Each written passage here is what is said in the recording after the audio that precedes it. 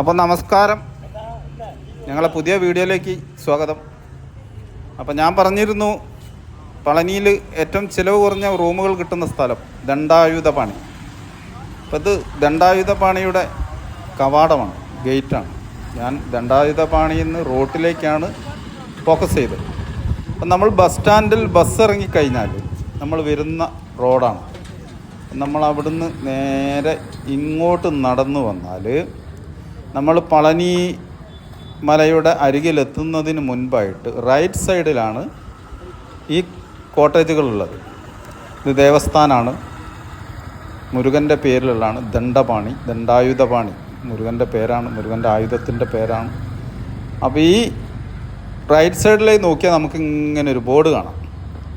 അപ്പോൾ ഈ ബോർഡ് കണ്ടു കഴിഞ്ഞാൽ ധൈര്യമായിട്ട് ആ ഗേറ്റ് കടന്ന് അങ്ങോട്ട് കയറി ചെല്ലുമ്പം വണ്ടിയായിട്ട് ചെല്ലുകയാണെങ്കിൽ സെക്യൂരിറ്റി ഉണ്ടാവും. അയാൾ എന്താ കാര്യം ചോദിക്കും. അപ്പോൾ റൂം ബുക്ക് പണിയിക്കുന്നെന്ന് പറയണം, റൂം ബുക്ക് ചെയ്തിരിക്കുന്ന പറയണം, എന്നാലേ അയാൾ അതിൻ്റെ ഉള്ളിലേക്ക് വിടുള്ളൂ. അല്ലെ റൂമില്ല എന്ന് പറഞ്ഞാൽ തിരിച്ചയക്കും. റൂം അതിൻ്റെ അകത്തുണ്ടാവും, പക്ഷെ അവർ നമുക്ക് തരില്ല എന്നേ ഉള്ളൂ. അപ്പോൾ ദണ്ഡപാണി എന്ന് പറഞ്ഞാൽ ഈ കോട്ടേജിലെ ഗേറ്റും കടന്ന് ധൈര്യമായിട്ട് അങ്ങോട്ട് ചെന്നാൽ, അപ്പം നമ്മൾ അങ്ങോട്ട് കടന്ന് ചെന്ന് കഴിഞ്ഞാൽ നമ്മൾ ഓരോ കോട്ടേജുകളും കാണും. മുരുകൻ്റെ പല പല പേരുകളിലാണ് കോട്ടേജുകളുള്ളത്. അപ്പോൾ ഇത് ഓഫീസാണ്. നമ്മൾ ഓഫീസിൻ്റെ മുന്നിൽ ചെന്ന് കഴിഞ്ഞാൽ അവിടെ കുറേ പേര് പുറത്ത് നിൽക്കുന്നുണ്ടാവും. അപ്പോൾ അവരെന്താ കാര്യം എന്ന് നമ്മളോട് എല്ലാവരോടും ചോദിക്കും. നമ്മൾ വിചാരിക്കും അവിടുത്തെ വേലക്കാരോ അല്ലെങ്കിൽ ക്ലീനിങ് ബോയ്സൊക്കെയാണ്, പക്ഷെ അവരല്ല. അവരെ മാനേജരും പിന്നെ അവിടുത്തെ മെയിൻ സ്റ്റാഫുകളൊക്കെ ആയിരിക്കും അവർ. അപ്പം നമ്മളോട് ചോദിച്ചാൽ തന്നെ അവർ ഫസ്റ്റ് ടൈം തന്നെ പറയും റൂമില്ല. അപ്പം സ്വാമി റൂം കിടക്കുമാന്ന് ചോദിച്ചാൽ കിടക്കാതെന്ന് അവർ പറയും. അപ്പോൾ വീണ്ടും പറഞ്ഞാൽ മതി, നമ്മൾ വെയിറ്റ് പണ്ണ സാർ, നമുക്ക് റൂം കിടക്കണം എന്ന് പറയും. അപ്പോൾ അങ്ങനെ 1-2 പ്രാവശ്യം ചോദിച്ചാലേ അവർ എന്നാൽ കൊഞ്ചം വെയിറ്റ് പണ്ണ് നോക്കട്ടെ എന്നൊക്കെ പറയും. അപ്പം നമ്മളവിടെ കുറച്ച് ഇരുന്ന് റൂമിന് വേണ്ടി ഇരുന്ന് വെയിറ്റൊക്കെ ചെയ്തിട്ട് നമ്മൾ അവർ സോപ്പടിക്കുക തന്നെ വേണം, അല്ലാണ്ട് അവർ റൂം തരില്ല. അപ്പോൾ നമുക്കൊരു റൂമൊക്കെ അവർ തരും. അങ്ങനെ നമുക്ക് റൂം ബുക്ക് ചെയ്യാവുന്ന ദണ്ഡപാണിയിലെ ഓഫീസാണിത്. അപ്പോൾ ഇവിടെ ഒരുപാട് മുരുകൻ്റെ പല പേരുകളിലുള്ള കോട്ടേജുകളുണ്ട്. അപ്പം ഞങ്ങൾ ഇന്ന് താമസിച്ചത് ഈ കോട്ടേജിലാണ്. അപ്പം ഞങ്ങൾ കടമ്പൻ ഇല്ലം, ഈ കോട്ടേജിൻ്റെ പേര് കടമ്പൻ ഇല്ലം, കതിർവേലകൻ, പിന്നെ അങ്ങനെ പല പേരിലാണ് അവിടെ കോട്ടേജ് കാണാം. അപ്പോൾ ഈ കടമ്പൻ ഇല്ലത്തിൽ റൂം കിട്ടിയാൽ നിങ്ങൾ അങ്ങനെ എടുക്കണമെന്ന് ഞാൻ പറയില്ല. കാരണം ഞങ്ങൾക്ക് കിട്ടിയ റൂം ഫസ്റ്റ് ടൈം കിട്ടിയ റൂം അത്ര ഒരു സുഖം തോന്നിയില്ല. പൊതുവേ അവിടെ ചൂട് കൂടുതലായതിനെ കൊണ്ട് ഒരു AC റൂമാണ് ഞങ്ങൾ പൊതുവേ എടുക്കൽ. കാരണം അവിടെ റേറ്റ് കുറവാണല്ലോ. പക്ഷേ ഇതിൻ്റെ അകത്തുള്ള AC റൂം അത്ര വൃത്തിയില്ല. പക്ഷേ ഈ കാണുന്ന കോട്ടേജിൽ കാർത്തികേയൻ വിടുതി, ഇവിടെയാണ് ഞങ്ങൾ മുൻപൊക്കെ പോയാൽ താമസിക്കൽ. അപ്പോൾ ഇവിടെ 2 AC റൂമുണ്ട്. അപ്പം റൂം ഒരുപാട് സൗകര്യങ്ങളും ഒരുപാട് നമ്മളെ ഇപ്പോഴത്തെ പുതിയ സൗകര്യമൊന്നും ചിലപ്പം പ്രതീക്ഷിക്കേണ്ട. പക്ഷേ AC റൂമിന് അതിൽ 600 രൂപയാണ്. ഏറ്റവും വലിയ പ്രത്യേകത എന്താണെന്ന് വെച്ചാൽ നമ്മളെ ഈ കോട്ടേജിന് അടുത്താണ് പളനിമല. പളനിമലയിൽ ഗിരിവലം വെക്കുന്നതൊക്കെ നമ്മൾ ഈ കോട്ടേജിൻ്റെ ഗേറ്റ് കിടന്നപ്പുറം ചെന്നാൽ ആ സ്ഥലം ഗിരിവലം വെക്കുന്നതാണ്.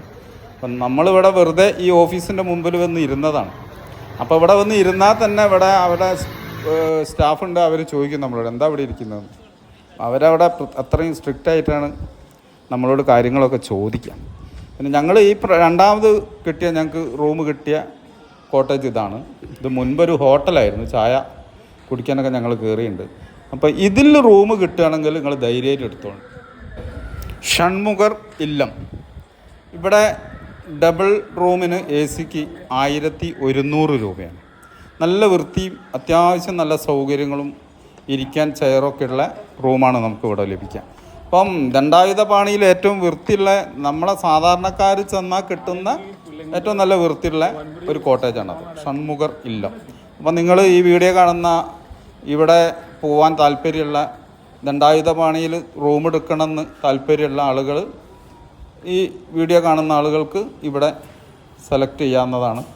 അപ്പോൾ ഞങ്ങളൊരു എളിയ അഭിപ്രായമാണ് കേട്ടോ. അപ്പോൾ അവിടെ റൂം കിട്ടിയ വലിയ സൗകര്യം. പിന്നെ രണ്ടാമത് റൂം കുറച്ചും കൂടെ വൃത്തി ഉള്ള ഇതാണ് വടിവേലകം. ഈ വടിവേലകത്തിലും ഞങ്ങൾ താമസിച്ചിട്ടുണ്ട്. അവിടെ 4 ബെഡ് റൂമുണ്ട്. അന്ന് കുറച്ച് മുൻപ് ഞങ്ങൾ പോയപ്പോൾ അവിടെയായിരുന്നു താമസിച്ചിരുന്നത്. അതിന് അന്ന് അവർ 800 രൂപയാണ് ബില്ല് ചെയ്തത്.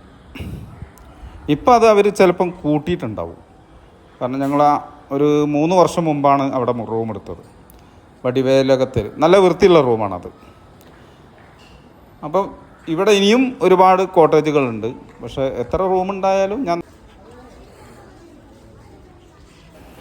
ഞാൻ നേരത്തെ പറഞ്ഞതുപോലെ നമ്മൾ 1-2 പ്രാവശ്യം ചോദിച്ചാൽ തന്നെ അവർ റൂം തരും. ഇത് കന്തൻ ഇല്ലം. ഇവിടെ ഞങ്ങൾ പണ്ട് പോയാൽ ഇവിടെയാണ് റൂം എടുക്കൽ.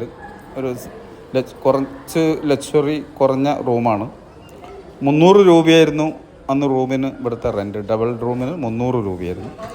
ഇപ്പം അത് കുറച്ച് കൂടിയിട്ടുണ്ടാവാം, കാരണം ഞങ്ങളിപ്പോൾ അവിടെ റൂം എടുത്തിട്ട് കുറച്ചായി. അപ്പോൾ ഇങ്ങനെ നമ്മളെപ്പോലെയുള്ള സാധാരണക്കാർക്ക് പളനി ചെന്നാൽ ചുരുങ്ങിയ ചെലവിൽ കിട്ടാവുന്ന, പളനിയിൽ ഏറ്റവും ചുരുങ്ങിയ ചെലവിൽ കിട്ടാവുന്ന അത്യാവശ്യ സൗകര്യങ്ങളുള്ള കോട്ടേജുകളാണ് ദണ്ഡായുധപാണി. ഞങ്ങൾക്ക് ഫസ്റ്റ് ടൈമിൽ ഈശ്വർ ബുക്ക് ചെയ്ത റൂം ഈശ്വർ ജോലി സ്ഥലത്ത് കൊണ്ട് അവൻ്റെ സുഹൃത്തിനെ ഏൽപ്പിക്കുകയാണ് ചെയ്തത്. അപ്പോൾ ഞങ്ങളോട് പോയി റൂം നോക്കിക്കോളാൻ പറഞ്ഞപ്പോൾ ആ റൂം അത്ര ഒരു സുഖം തോന്നിയില്ല. അപ്പോൾ അവരോട് ഞങ്ങൾ വൈകിട്ട് ഒരു കംപ്ലൈൻ്റ് ആയിട്ട് പറഞ്ഞ സമയത്ത് അവർ റൂം നമ്മൾ ഫസ്റ്റ് ടൈം പോയി നോക്കണം. പോയി നോക്കിയിട്ട് നമുക്കിത് റൂം ഇഷ്ടപ്പെട്ടെങ്കിൽ മാത്രം എടുത്താൽ മതിയല്ലോ. അപ്പം നമുക്ക് താല്പര്യം ഇല്ലെങ്കിൽ അപ്പം തന്നെ പറയണം. നമ്മൾ AC റൂം എടുക്കുന്നതെന്ന് വെച്ചാൽ അവിടെ AC വർക്ക് ചെയ്യുന്നുണ്ടോ എന്ന് പ്രത്യേകം നോക്കണം. കാരണം ഇപ്പോൾ അവിടെ AC വർക്ക് ചെയ്യാൻ റിപ്പയർ ചെയ്യാനൊന്നും സ്റ്റാഫില്ല എന്ന് ഞാൻ അന്വേഷിച്ചപ്പം കിട്ടിയത്. അപ്പോൾ അതുകൊണ്ട് AC റൂം എടുക്കുന്ന ഏതൊരു വ്യക്തിയും ആദ്യം AC വർക്ക് ചെയ്യുന്നുണ്ടോ, നല്ല കൂളിംഗ് വരുന്നുണ്ടോ എന്നൊക്കെ പ്രത്യേകം ശ്രദ്ധിക്കണം. പിന്നെ നമുക്കെന്താ ഗുണം വെച്ചാൽ ഇവിടുന്ന് സാധനങ്ങൾ വാങ്ങിക്കണമെങ്കിൽ, ഇപ്പോൾ അത്യാവശ്യ സാധനങ്ങളൊക്കെ നമുക്ക് വാങ്ങണമെങ്കിൽ ഈ റോഡ് സൈഡിൽ തന്നെയുള്ള നല്ല ഷോപ്പുണ്ട്. ജയ മുരുകൻ കഫേ. അവിടെ അത്യാവശ്യം സോപ്പ്, പേസ്റ്റ്, ബ്രഷ് അങ്ങനെയുള്ള സാധനങ്ങളൊക്കെ നമുക്ക് അവിടെ കിട്ടും. അത് ഫുൾ ടൈം ഓപ്പണിംഗ് ആയിരിക്കും, 24 മണിക്കൂറും ഓപ്പൺ ആയിരിക്കും. അപ്പം കുടിവെള്ളമൊക്കെ പെട്ടെന്ന് കിട്ടണമെങ്കിൽ അവിടെ നിന്ന് വാങ്ങിക്കാവുന്നതേ ഉള്ളൂ. പിന്നെ അത് നമ്മളെ നാട്ടിൽ കാണുന്നത് പോലെ ഒരു മെയ്ഫ്ലവർ ഇതിൻ്റെ മുറ്റത്തുണ്ട്. അപ്പോൾ അതിൻ്റെ നല്ല ഭംഗിയുള്ള കുറഞ്ഞ ചുവന്ന പൂക്കൾ കണ്ടപ്പം ഞങ്ങളൊന്ന് പകർത്തിയെന്ന് മാത്രമേ ഉള്ളൂ. അപ്പം നല്ല അത്യാവശ്യം വിശാലതയോട് കൂടിയിട്ടുള്ള ഒരു പാർക്കിങ്ങിനും മറ്റ് എല്ലാ സൗകര്യങ്ങളുമുള്ള ഒരു സ്ഥലമാണ് ദണ്ഡപാണി. റൂം എടുക്കുമ്പോൾ നമ്മളൊന്ന് ശ്രദ്ധിച്ച് പോയി നോക്കി വൃത്തിയൊക്കെ കണ്ട് മനസ്സിലാക്കിയിട്ട് വേണം നമ്മൾ റൂം എടുക്കാൻ.